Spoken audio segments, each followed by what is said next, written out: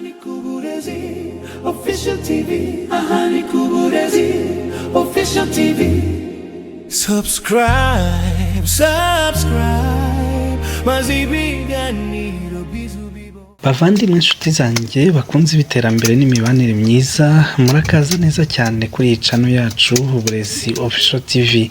Niba ari ubwa mbere uhageze, wiyumve nk'uri mu rugo, ntuzibagirwe gukanda kuri subscribe, like ndetse no gusangiza abandi iyi video kugira ngo ubutumwa bugere kuri benshi. Uyu munsi tugiye kuganira ku ngingo ifite agaciro gakomeye mu buzima bwacu bwa buri munsi: ubufatanye, ubumwe n'ubudaheranwa mu mibereho yacu nk'Abanyarwanda. Hari byinshi twakwigira ku bikorwa byiza biri kubera mu miryango, mu nsengero no mu matorero atandukanye. By'umwihariko tukaba tugiye kwibanda ku rugero rwiza rutangwa na Paruwasi ya Karama, Diyoseze ya Butare.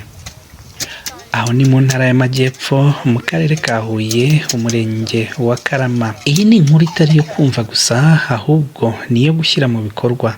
Komeza utwumve kugeza ku musozo, kuko hari byinshi byagufasha guhindura imyumvire n'imikorere yawe mu buryo bwiza. Uri kumwe na Fidèle de Jésus, naho YouTube channel ureba ni Uburezi Official TV. Mu buzima bwacu bwa buri munsi dukunze guhura n'ibibazo byinshi, birimo ibibazo by'intambara, ibibazo by'ubukungu, yewe n'ibindi bishobora gutuma umuntu yumva adatekanye muri we. Abantu bahora bashakisha uburyo bashobora kwiteza imbere, ku buryo bakwikura mu bibazo bafite, bakaba bakwigira cyangwa se bakihaza mu byo bakeneye.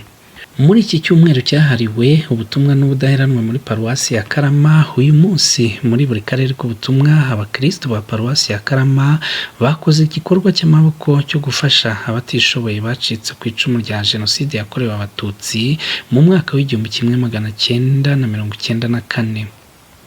Ahenshi batabiye ibijumba n'imyumbati, abandi bahinga ibirayi mu kabande. Byari byiza kandi byari bishimishije abantu bose, cyane cyane abo muri Karama.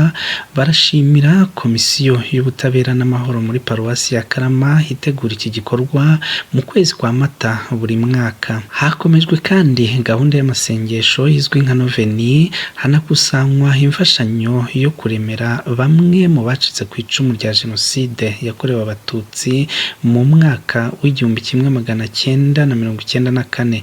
Iki gikorwa cyo kubaremera kikaba kizakorwa ku cyumweru tariki ya 19 Mata 2026 nyuma ya misa ya mbere. Ni igikorwa gitegerejwe na benshi kandi kizaba ari ikimenyetso gikomeye cy'urukundo n'ubwitange bw'abakristo. Uretse abakurikiranye ibyo bikorwa, Uburezi Official TV isanzwe inashima gahunda nziza ntangarugero zigenda zikorerwa hirya no hino. Ntiyabura gushima Padiri Mukuru wa Paruwasi ya Karama, Padre Pascal Twagirayezu, ku buyobozi bwiza no gukomeza gushishikariza abakristo gukora ibikorwa by'urukundo no gufashanya.